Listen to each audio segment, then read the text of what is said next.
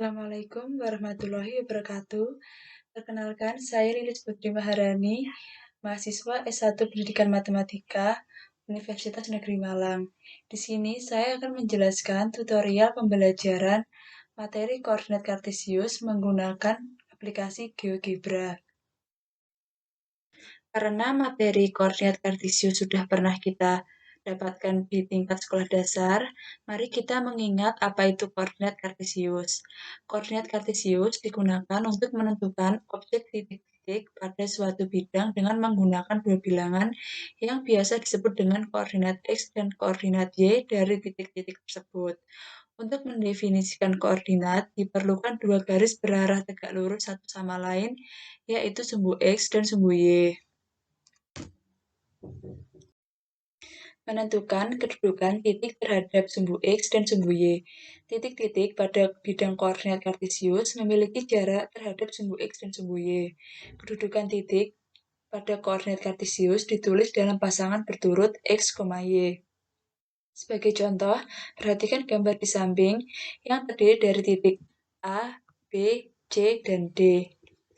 Untuk mencari jaraknya, kita menjadikan titik 0 sebagai titik acuannya. Sehingga titik A berjarak 7 satuan dari sumbu X dan 2 satuan dari sumbu Y. Bisa kita tulis menjadi 7,2. Pada titik B berjarak 1 satuan dari sumbu X dan 4 satuan dari sumbu Y, ditulis min 1,4. Mengapa min 1? Karena pada titik B ia berjarak 1 satuan dari kiri, sehingga kita menulisnya menjadi min 1,4.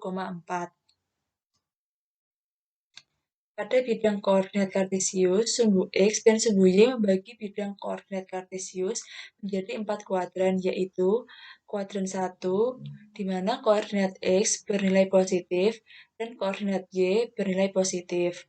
Pada kuadran 2, koordinat X bernilai negatif dan koordinat Y bernilai positif. Pada kuadran 3, koordinat X bernilai negatif dan koordinat Y bernilai negatif. Pada kuadran 4, koordinat X bernilai positif dan koordinat Y bernilai negatif.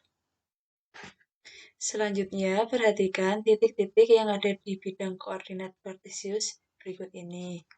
Pada titik A terletak pada kuadran 1 karena pada titik A X sama dengan 7 bernilai positif dan Y sama dengan 2 bernilai positif. Oleh karena itu, titik A berada pada kuadran 1. Pada titik B terletak pada kuadran 3 karena X sama dengan min 4 bernilai negatif dan Y sama dengan min 3 bernilai negatif. Oleh karena itu, titik B berada pada kuadran 3. Menentukan kedudukan titik terhadap titik asal 0,0 dan titik tertentu A, B. Posisi titik X, Y terhadap titik pusat 0,0 dapat ditentukan berdasarkan nilai koordinat X dan nilai koordinat Y.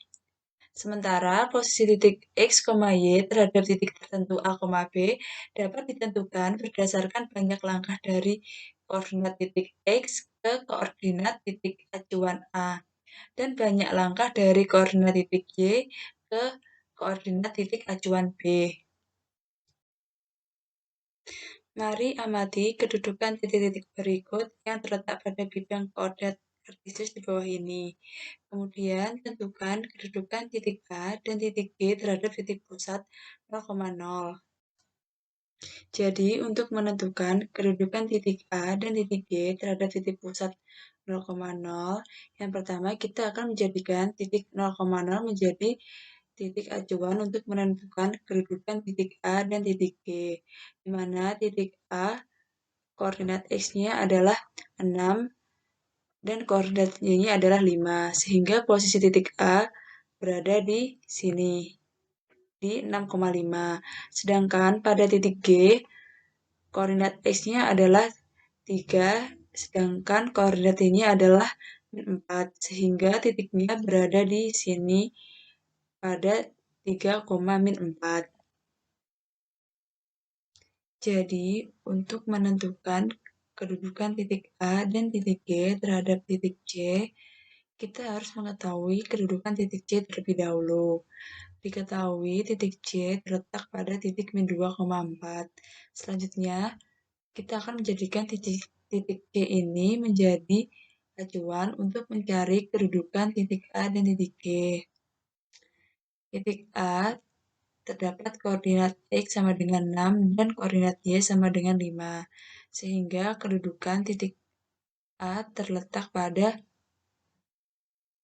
titik 8,1.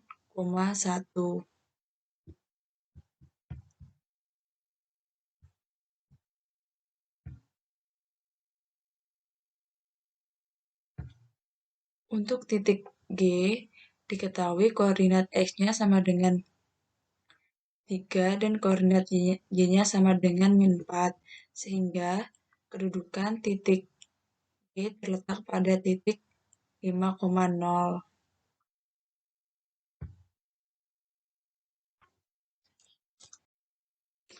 Setelah menentukan kedudukan titik A dan titik G terhadap titik pusat 0,0 dan terhadap titik C, kita mengetahui bahwa kedudukan titik A dan titik G mengalami pergeseran atau perpindahan posisi.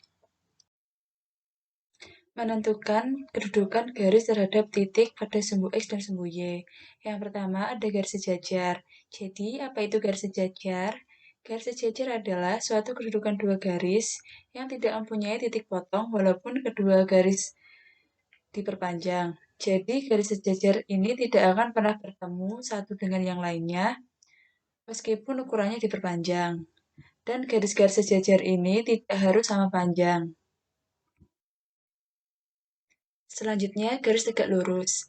Garis tegak lurus adalah kedudukan garis yang berpotongan dan pada titik potongnya terbentuk sudut siku-siku 90 derajat. Jadi kita bisa lihat di sini, dua garis pada gambar membentuk sudut siku-siku 90 derajat. Selanjutnya ada garis berpotongan. Garis berpotongan adalah kedudukan dua garis yang punya titik potong karena kedua garis saling bertemu. Nah, kita sekarang bisa melihat bahwa kedua garis ini saling bertemu dan berpotongan. Pada garis berpotongan sudah bisa kita lihat bahwa garis tersebut tidak sejajar. Mari amati kedudukan garis-garis pada bidang koordinat kartesius di bawah ini. Kemudian tentukan kedudukan tiga garis di atas terhadap sumbu X dan sumbu Y. Yang pertama, pada garis F, kita ketahui pada garis F melalui titik A 2,3 dan titik C 2,4, sehingga kedudukan garis F sejajar terhadap sumbu Y dan tegak lurus terhadap sumbu X. Selanjutnya, garis G.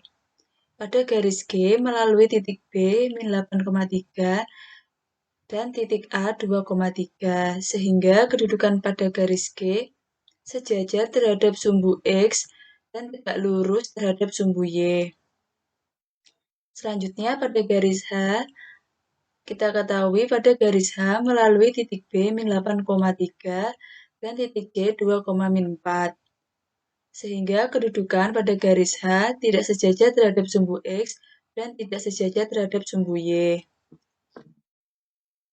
Coba sekarang gambarlah garis M yang melalui titik A 3,4 dan titik B 1,1 yang tidak sejajar dengan sumbu X dan tidak sejajar dengan sumbu Y.